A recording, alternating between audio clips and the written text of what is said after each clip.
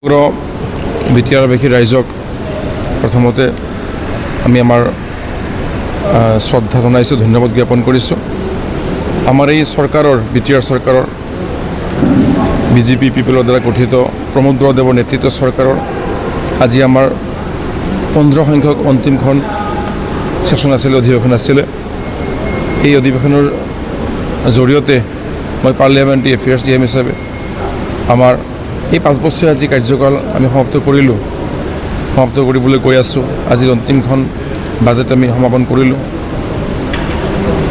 আমি আমাৰ সন্মানীয় হিজ এক্সেলেঞ্চি মহামান্য গভৰ্ণৰ অসমৰ মুখ্যমন্ত্ৰী ডক্টৰ হিমন্ত বিশ্ব শৰ্মা ডাঙৰীয়া, আমাৰ বিটিআৰৰ চিফ প্ৰমোদ বৰা ডাঙৰীয়াক বিশেষভাৱে আমি আমাৰ সদনৰ সকলো সদস্যই ধন্যবাদ জ্ঞাপন কৰিছোঁ। তেওঁলোকৰ নেতৃত্ব, তেওঁলোকৰ নিৰ্দেশনা, তেওঁলোকৰ মাৰ্গদৰ্শনৰ জৰিয়তে আমি আমাৰ সদনখন এই 5 বছৰে সুন্দৰকৈ পৰিচালনা কৰি বিটিআৰৰ 35 লক্ষ জনসাধাৰণৰ আকাংক্ষা পূৰণ কৰাৰ প্ৰয়াস কৰিছোঁ।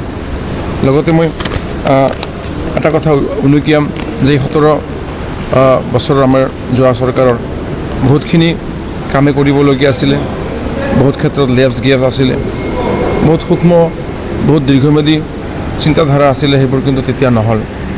আমাৰ চৰকাৰৰ মুৰব্বী প্ৰমোদ বৰদেৱৰ নেতৃত্বত আমি বিটিআৰৰ সকলো কাৰ্যকৰী সদস্য, আমি সাধাৰণ সদস্যসকলে এইখিনি পূৰণ কৰাৰ ক্ষেত্ৰত প্ৰয়াস কৰিছোঁ। ৰাইজৰ যি দাবী, ৰাইজৰ যি সমস্যা, ৰাইজৰ যি আশা আকাংক্ষা, দীৰ্ঘদিনীয়া যিবোৰ বিষয় আছিল, সেইবোৰত আমি গুৰুত্ব প্ৰদান কৰাৰ কাৰণে যথাসম্ভৱ প্ৰয়াস কৰিছোঁ এই 5 বছৰৰ কাৰ্যকালত। এই ক্ষেত্ৰত এটা কথা উল্লেখ কৰিব লাগিব যে আমাৰ এজন সদস্য প্ৰাক্তন চিফ আছিলে হাগ্ৰাৰাম মহলীৰ ডাঙৰীয়া, প্ৰথম দিনা সদনত আহিছিল আৰু আজিলৈকে যি 15টা সদন আমাৰ হ'ল, আজি 15 সংখ্যক সদন আছিলে, অধিৱেশন আছিলে, তেওঁ এবাৰো নাহিলে। সেইটো আমাৰ কাৰণে যি পাৰ্লিয়ামেণ্টাৰী যি গণতন্ত্ৰৰ যি পদ্ধতি, যি পৰম্পৰা, তাৰ কাৰণে এক শুভ নহয় আৰু অশোভনীয় এটা দিশ বুলি ক'ব লাগিব। ৰাইজৰ প্ৰতিনিধি, ৰাইজৰ কাৰণে যদি সদনত উপস্থিত নাথাকে, বিষয়টো খুব এটা ভাল বিষয় নহয়।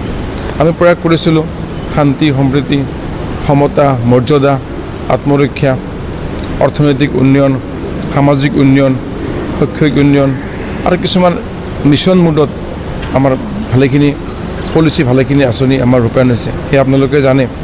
আৰু সেই মিছন মোডৰ জৰিয়তে আজি শিক্ষা, অৰ্থনৈতিক, পশুপালন, কৃষি সকলো ক্ষেত্ৰতে এক সুন্দৰ ব্যৱস্থা আমি দেখিবলৈ পাইছোঁ।